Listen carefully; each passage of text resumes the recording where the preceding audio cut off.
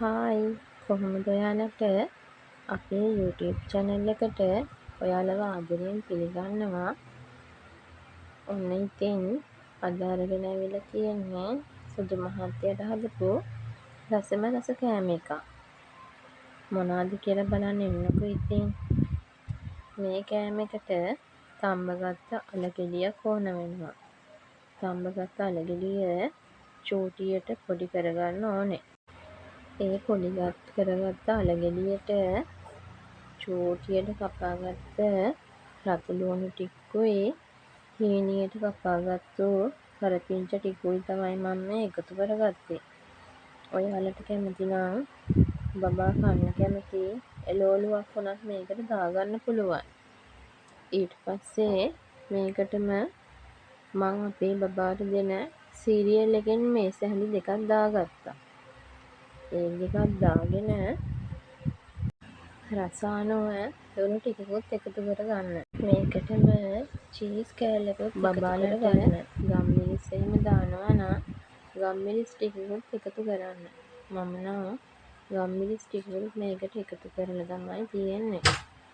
ඊට පස්සේ ඒ ටික හොඳට කලවම් කරලා චූටි බෝල ටිකක් හදාගන්න ඕනේ.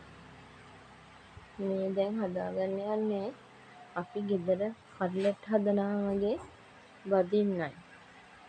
ඒ විදිහට බිත්තරයක් හොඳට බීට් කරගෙන ඒ චූටි බෝල ටික ඒ බිත්තරයට දානවා.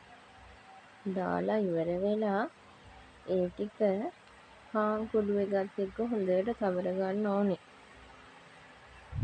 තවර ගත්තට පස්සේ ඉතින් දැන් ඉතුරු වෙලා තියෙන්නේ මේ ටික බැද ගන්න එක.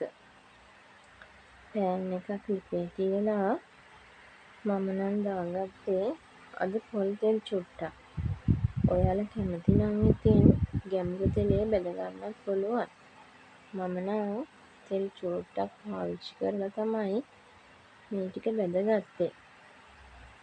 ඔයාලට කැමති නම් බටර් එකේ උනත් මේක බඳින්න පුළුවන්. ගැඹුරු තෙලේ මේක බදින්න නැති නිසා චුට්ටක් විතර වෙලා යනවා මේ ටික බැද ගන්න. මේ ටික රන්වන් පාට වෙනකන් අපි බැද ගන්න ඕනේ. මේ වගේ චූටි කෑම හදලා දුන්නාම පොඩි ළමයි ඉතින් හරි ආසාවෙන් කනවා. අපේ සුදු මහත්තයා නම් ඉතින් මේ කෑම එක හරිම ආසාවෙන් කෑවා. ඔයාලගේ බබාලටත් මේ වගේ කෑම හදලා දෙන්නකෝ බලන්න. එතකොට කෑම කන්නේ නැති බබාලා වුණත් හරි ආසාවෙන් කයි. පේනවනේ ඉතින් සුදු මහත්තයා වඩාගෙන නිසා එකක් බිමටත් වැටුණා. ආයෙත් ඉතින් මේ වගේ ලස්සන වීඩියෝ එකක් අරගෙන එන්නම්කෝ. එතකන් ඔයාලට බුදු සරණයි. පරිස්සමින් ඉන්න.